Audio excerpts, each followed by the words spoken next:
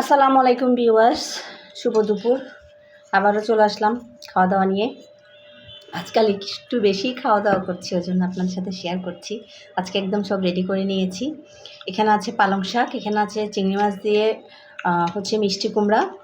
এটা অবশ্য বাসি তরকারি, আজকে যা রান্না করেছি তা নিয়ে নিয়ে কোনো, কারণ এগুলো তো শেষ করতে হবে, কেউ তো খাবে না। আর আমি আর আপনাদের ভাইয়া খাবো, তো যেহেতু দুপুরে আপনাদের ভাইয়া নেই, তো দুপুরে আমিই খাবো।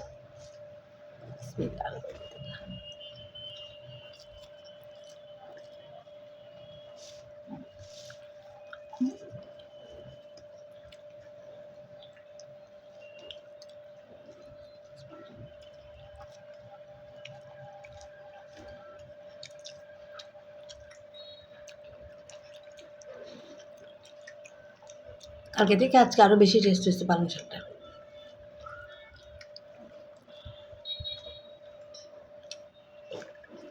একটা মরিচ দাও তো, তোমার পিছনে।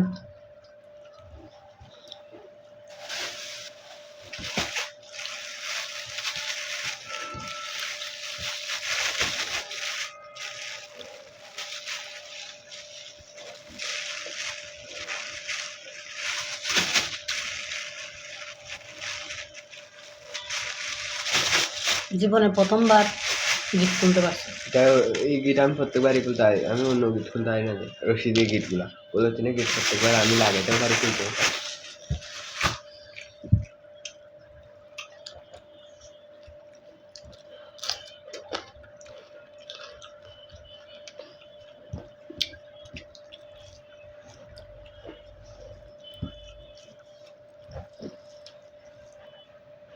আমি বাবা তত ঝাল লাবার না, ঝাল খাই বাট স্টিম লেভেলের ঝাল খাই না।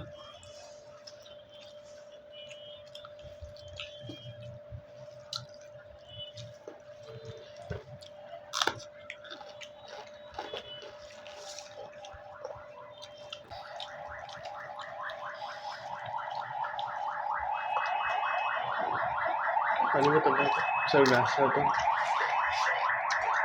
হয়ে গেছে, আমি ভালো গেছি।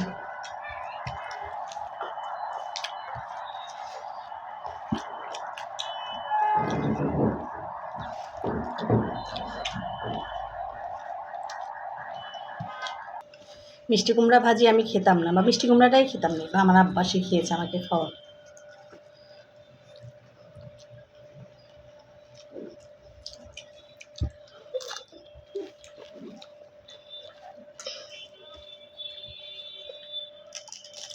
আমি সবজি তেমন একটা খেতাম না, আমার মা যে বকা দিত।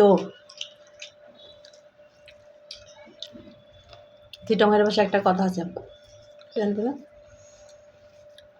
আইন দুয়াদি ঢুকায় না বাইন দুয়াদি বাইর করে, মানে সামনের দরজা দিয়ে ঢুকায়, পেছনের দরজা দিয়ে বের করে দিবে। আমার মা আমাকে এটা বলতো, তুই শ্বশুরবাড়িতে একদিনও টিকে থাকতে পারবি না।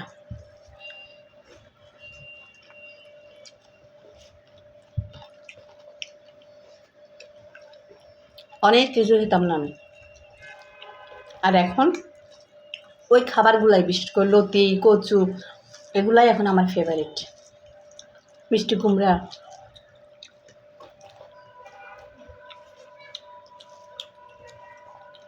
অনেক বকা খেয়েছি মার কাছে এগুলোর জন্য।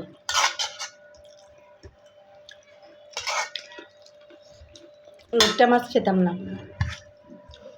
একটু লোট সেজন্য, ওটা আমার আব্বা শিখিয়েছিল।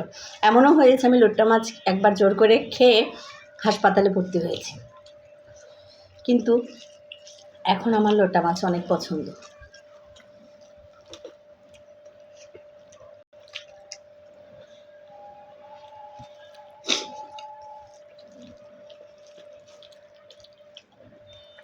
ঠিক তেমনি